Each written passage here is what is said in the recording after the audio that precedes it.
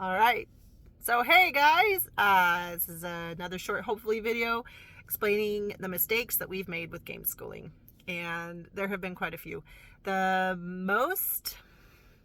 say the two main mistakes that we made were buying too many games at once and teaching too many games. And then the third mistake that we've made is trying to pull in the wrong game for the wrong age. And the fourth mistake I've made is falling for a shiny cover, which I guess you could say that buying too many games and falling for a shiny cover are the similar thing. But so let's talk about that first. When I started getting into the idea of playing games to replace curriculum or to add to curriculum, to give that 3D connection and emotional feel for the kids so that they could experience gaming and living at a whole new level, I got really into buying games. And I was able to find a lot of sales and a lot of deals, and I did research the games. I looked them up. I watched YouTube videos in advance. I found reviews of them. But the problem was I didn't truly understand how many of the games had stuck the theme on as like a cardboard. Could have been any game whatsoever, but they just put the theme on top, just layered it on top. So when I went to teach the game and teach the history or the science or the experience, there wasn't any theme. And this really was a problem when it came to the history. It was really a problem when it came to the science, because when I thought I was sitting down to give my kids this experience and to teach them about something they didn't know about or that they had learned about, but this from a different angle, we really left going, this didn't add anything to our day. It didn't add anything to our time. We don't know any more about this topic. It was just, we're going to learn about, a good example was Lovelace and Babbage. Now, it was successful because it's a math game. But from a history point of view, I was really hoping it had something to do with the computer that Lovelace and Babbage created. And that when my kids finished playing this game, they're going to walk away knowing who Lovelace and Babbage were, their relationship, and the technology that had to do with the first computer. Instead, they got a game that helped them with orders of operations, adding, subtracting, multiplying, dividing, and trying to get to a certain number. For us, it ended up still being useful. But from a history point of view, we were left quite short. And the problem was, I was so excited that every single subject we were studying, I tried to find a game to go with. So if we were studying, ancient Greece, I was finding every ancient Greece game I could. And at the end of the day, out of like the 7 that I brought home, one of them was age appropriate. One of them actually taught them something. One of them was actually useful. And I could have saved my money on at least 4 of the 7 games if I had just done a little more research. And at the end of the day, it doesn't matter if it was a $10 game or a $5 game at the thrift store. You start adding those up and you are in a hunk of money that you could have done something else with, or could have saved for, more expenses coming down the road. Back then, again, I had small children and I was excited to be able to try all the things. Nowadays, I've got expensive children that need things like car insurance and licenses, and in the state of Washington, it's very expensive to get your kids into their vehicles so they can be more independent. Anyway, that's a side note. Put it in the savings account. So I would highly recommend, if I could go back in time and talk to myself, I would have said, slow down, hold your horses, don't get so excited, do some more research. And that goes in hand with the second problem that I ran into, which was, I'm excited about all the games. My kids like games, no problem.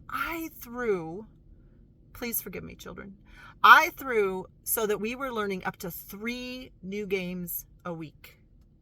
Sometimes we were learning 5 new games a month. That led to its own set of problems. Now, it did help with the logic, and it did help with the brain growth, and it did help with all those things because you're constantly learning new things. This is good. But they walked away from that burnt out. They didn't want to play games anymore, and they didn't want to learn anything new anymore. And so when we did find a gold nugget that I was so excited about them learning, they were done. They were so done. They're like, no, Mom. Now, Again, this is partly because the games I was choosing were not age appropriate. Some of them, most of them were, but some of them weren't. And also, I hadn't learned what's called game mechanics.